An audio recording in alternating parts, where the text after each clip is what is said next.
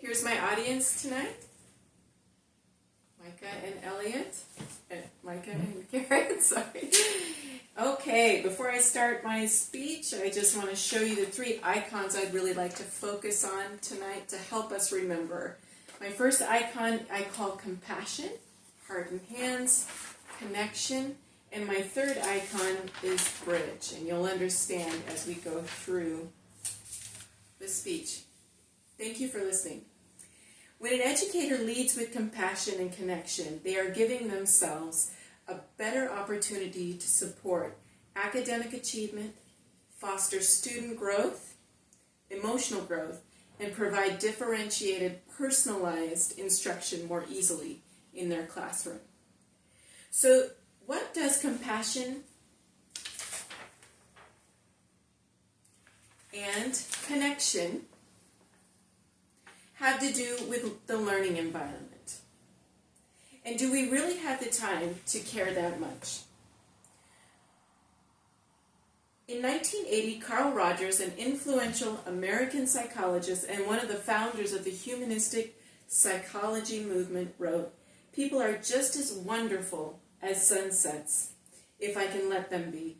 When I look at a sunset, I don't find myself saying, soften the orange a little on the right-hand corner, or put a bit of purple along the base, and use a little more pink in the cloud color. I don't do that. I don't try to control a sunset. I watch it with awe as it unfolds."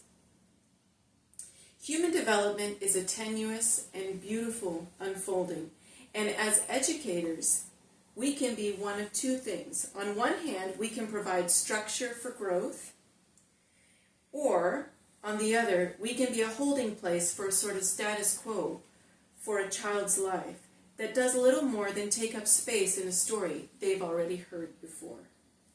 Educators have the privilege of confronting today's social challenges, of educating a generation of children to see their potential rather than their failures, and to see their inherent value rather than feeling as if they were just a means to an end. Also, educators have the distinct pleasure of creating curiosity instead of judgment. I hope what I share today will convince you of the real potential for change educators can make in the lives of their students. I look back on my elementary days and wonder what it would have been like to have someone see my potential rather than just my behavior.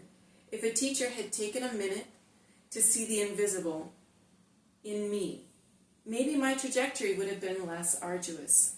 Dr. Bruce Perry, a renowned psychiatrist, neuroscientist, and compassionate advocate for children who have experienced trauma, in a book he co-wrote in 2006, asserted, "The more healthy relationships a child has, the more likely he will be to recover from trauma and thrive." Relationships are the agents of change, and the most powerful therapy is human love. Today I hope to bridge, it's one of my icons, by connecting the following four concepts: the importance of connecting with your students, the role of modeling compassionate communication, how relationships support differentiated instruction, and lastly, I would like to address the time concern, but from a slightly different angle, the cost of not being relational. Let's consider the power of connecting with our students. What exactly do we build when we educators are building connections with students? What are we building? Connecting allows educators to respond with empathy, creating a supportive learning environment that fosters trust and intrinsic motivation to learn.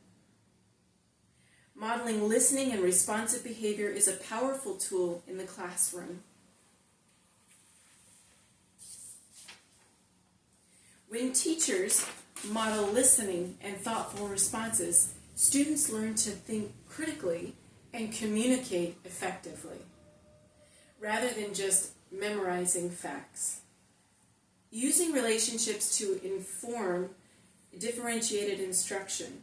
This is so key, and because it helps us to create individual assignments more easily. Understanding students' interests, strengths, and struggles allows teachers to tailor lessons, making learning more engaging and accessible. Some argue that teachers simply don't have the time to form deep relationships with every student. But here's what I have to say.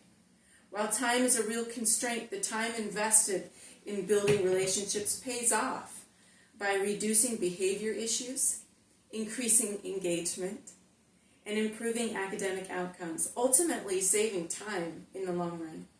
According to Perry, if the teacher is the dominant, regulated, calm adult in the classroom, then that is the dominant contagion versus the dysregulated student. We must begin to understand that just as educators must take care of their responsibility, I haven't forgotten you in the classroom. The school has a responsibility to the educator through professional development, team teaching, good pay, and respite. In summary, building relationships enhances understanding, supports differentiated teaching, and models healthy communication. Don't forget, compassion isn't an extra, it's essential. Leading with empathy in the classroom improves academic outcomes and student well-being. Here's my call to action. I challenge each of us, whether you're a teacher, administrator, or future educator, to choose connection and make time for compassion. Even in the smallest interactions, make time. When we lead with heart, we do more than teach. And that's the kind of education that truly lasts. I would like to close with one more statement from Carl Rogers. He was more than a psychologist. He is best known for developing person-centered therapy, yes. However, his work has a lasting impact on psychotherapy, education, and conflict resolution. And this is what he had to say to educators. The only person who is educated is the one who has learned how to learn and change. Rogers, 1969. I hope in closing you will feel the necessity to reflect on the power of connection and compassion in today's classroom. Thank you for listening. Okay,